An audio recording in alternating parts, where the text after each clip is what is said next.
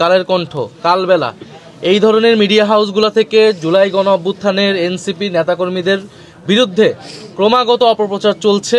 আমরা গাজীপুর এসেছি, তাহারিমা জান্নাত সুরভি তার বাসায় এসেছি। আমরা তার সাথে দেখা করেছি, তার পরিবারের সাথে সাক্ষাৎ করেছি এবং আপনারা জানেন যে তাহারিমা জান্নাত সুরভিকে একটি মিথ্যা মামলায় তাকে জেলে দেওয়া হয়েছিল, 11 দিন তাকে জেল খাটতে হয়েছে এবং আজকে তার রিমান্ড চাওয়া হয়েছিল, 2 দিনের রিমান্ডও মঞ্জুর করা হয়েছিল এবং তার বয়সের ব্যাপারটাকে লুকিয়ে রিমান্ড মঞ্জুর করেছিলেন আদালত।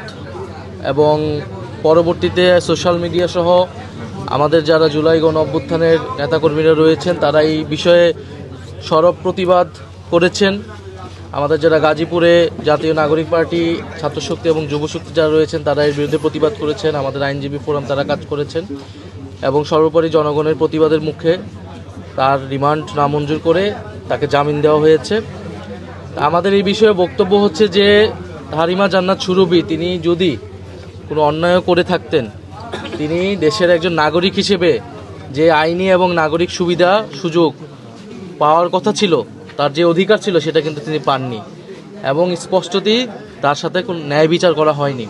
এবং পরবর্তীতে আমরা জানতে পেরেছি পুরো বিষয়টাই ছিল বানোয়াট এবং মিডিয়ার মাধ্যমে মিডিয়া এখানে এক ধরনের কিছু মিডিয়া আমাদের জুলাই গণ অভ্যুত্থানের বিভিন্ন চরিত্র নেতাকর্মী যা বা বিভিন্ন পরিচিত মুখ যারা রয়েছে তাদের চরিত্র হননের চেষ্টা 5ই আগস্টের পরবর্তী সময় থেকেই করছে। এবং তাহারিমা জান্নাত সুরভির ঘটনাটাও কোনো বিচ্ছিন্ন ঘটনা নয়, এই ঘটনাও আমরা সেটারই একটা ধারাবাহিকতা হিসেবে দেখি। আমরা এর আগে হবিগঞ্জেও দেখেছি যে জুলাই গণ অভ্যুত্থানের এক নেতাকে গ্রেফতার করা হয়েছে, ছাত্রনেতাকে। আমরা এর আগে বিভিন্ন সময় দেখেছি যে বিশেষত কয়েকটি মিডিয়া রয়েছে তারা জুলাই গণ অভ্যুত্থানের নেতাকর্মীর নামে কোনো কিছু পেলেই সেটা সত্য মিথ্যা যাচাই না করেই সেটা মিডিয়া ঢালাওভাবে প্রচার করে এবং নির্বাচনকে সামনে রেখে এটা কিন্তু একটা পরিকল্পিত একটা চক্রান্ত হচ্ছে। জুলাই গণ অভ্যুত্থানের নেতাকর্মীদেরকে সারা দেশে চাঁদাবাজ, দুর্নীতিবাজ হিসেবে চিত্রিত করার জন্যই এই ধরনের মিডিয়া দ্বারা পরিকল্পনা করা হচ্ছে। এবং এইটা কিন্তু বাংলাদেশের জনগণ জানে 5ই আগস্টের পরে কারা চাঁদাবাজি করেছে, কারা দুর্নীতি করেছে, কারা জমি দখল করেছে। সেই ঘটনাকে লুকানোর জন্য, প্রকৃত চাঁদাবাজদেরকে লুকানোর জন্য জুলাই গণ অভ্যুত্থানের নেতাকর্মীদের উপরে এই ধরনের মিথ্যা দোষারোপ করার চেষ্টা করা হচ্ছে।